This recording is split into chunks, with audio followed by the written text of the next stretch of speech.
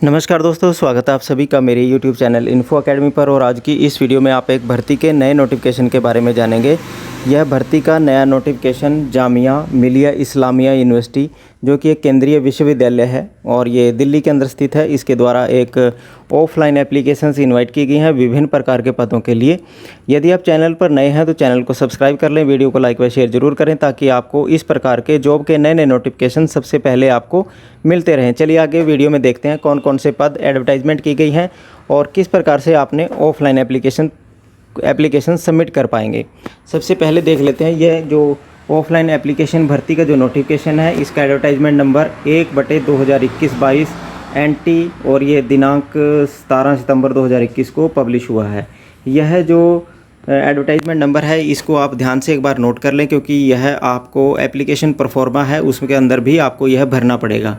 आगे देख लेते हैं कि आपने जो एप्लीकेशन भेजनी है वो आपको बोल्ड लेटर्स में आपको दिखाई पड़ रहा होगा। To the recruitment and promotion non teaching section, 2nd floor, registrar office, Jamia Millia Islamia, मौलाना मोहम्मद अली जौहर मार्ग, जामिया नगर, न्यू दिल्ली 110025 के पते पर आपने 18 अक्टूबर से पहले आपने अपनी एप्लीकेशन जो है वो सबमिट कर देनी है। और ये सारी एडवर्टाइजमेंट आप जो जामिया मिलिया इस्लामिया की जो ऑफिशियल वेबसाइट है jmi.ac.in से आप इस एडवर्टाइजमेंट को और एप्लीकेशन परफॉर्मे को प्राप्त कर सकते हैं। आगे देखते हैं कौन कौन सी एक इम्पोर्टेंट नोटिस और दिया गया है इस एडवर्टाइजमेंट में। जिन कैंडिडेट्स ने 2018 में और 2019 में निकली गई जो पोस्टें थी उनके अगेंस्ट अप्लाई किया गया था, उन्हें भी हिदायत दी गई है कि वो दोबारा से फ्रेश एप्लीकेशन दोबारा से इस एडवर्टाइजमेंट के मुताबिक सबमिट करें। सबसे पहले देख लेते हैं रजिस्ट्रार ऑफिस के लिए डिप्टी रजिस्ट्रार की 2 पद हैं और डेवलपमेंट ऑफिसर का 1 पद है, जो कि पे लेवल 12 की वैकेंसी और इसके लिए जो क्वालिफिकेशन है मास्टर डिग्री 55% अंकों के साथ। इसी प्रकार पॉइंट नंबर 3 पर रजिस्ट्रार के 2 पद हैं जो कि लेवल 10 की वैकेंसी है और इसके लिए क्वालिफिकेशन मास्टर डिग्री 55% अंकों के साथ। इसके बाद पॉइंट नंबर 4 के ऊपर सेक्शन ऑफिसर के कुल 7 पद हैं और ये पे लेवल 7 की वैकेंसी है। और क्वालिफिकेशन की बात करें, पोस्ट ग्रेजुएट किसी भी रिकॉग्नाइज्ड बोर्ड यूनिवर्सिटी से आपने कर रखी होनी चाहिए 1st डिवीज़न के साथ, और कम से कम आपका ऑफिस असिस्टेंट में 3 वर्ष का अनुभव भी होना चाहिए।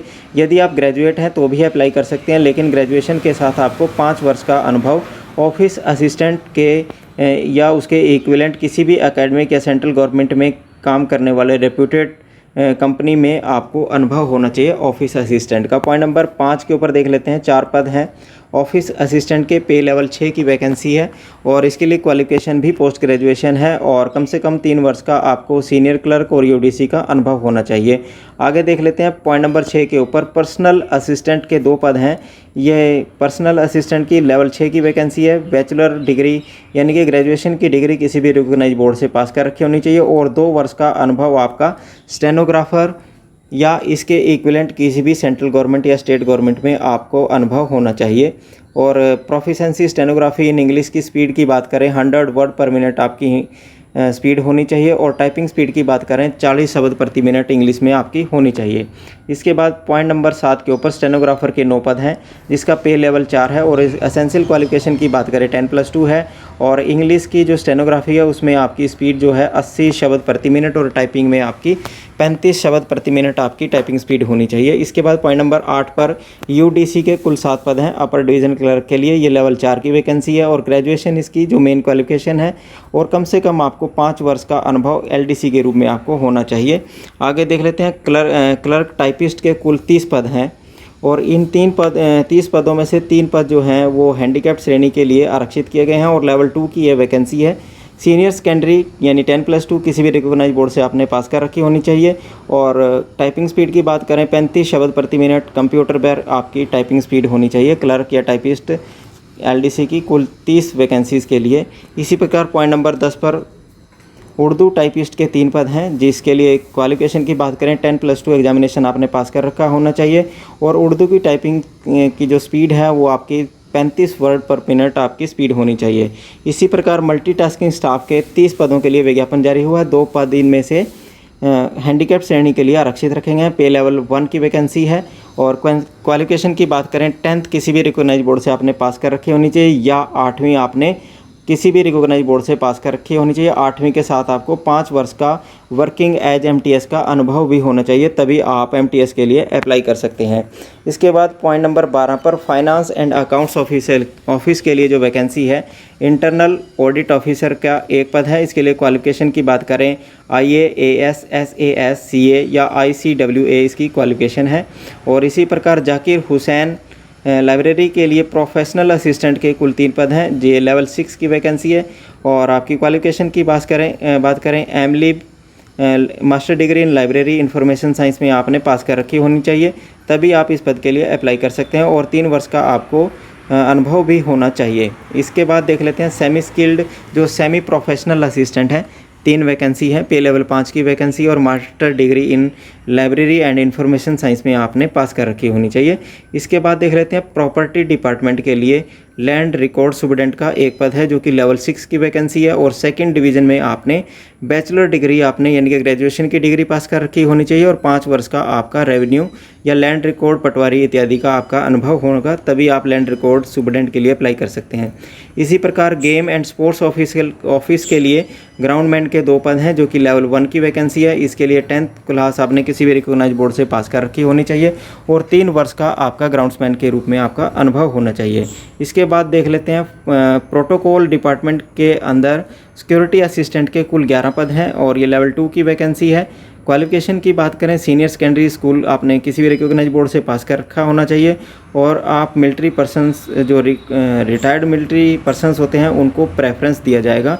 और डिज़ायरेबल क्वालिफिकेशन की बात करें, नॉलेज ऑफ उर्दू या हिंदी की आपकी जानकारी का होना चाहिए। डिज़ायरेबल है, ज़रूरी योग्यता नहीं है।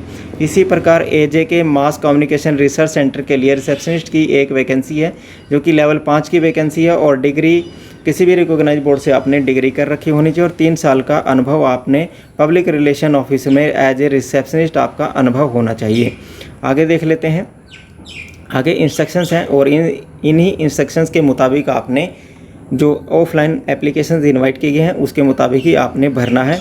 रिक्रूटमेंट रूल्स हैं उसके मुताबिक ये भर्ती की जाएगी। और क्वालिफिकेशन एक्सपीरियंस जो भी एज की गणना है वो 18/10/2021 के मुताबिक आपको की जाएगी। यानी इस भर्ती की जो अंतिम तारीख है वो 18 अक्टूबर 2021 है, तभी 18 अक्टूबर 2021 से पहले ही अपना आप एप्लीकेशन फार्म ज़रूर भर दें।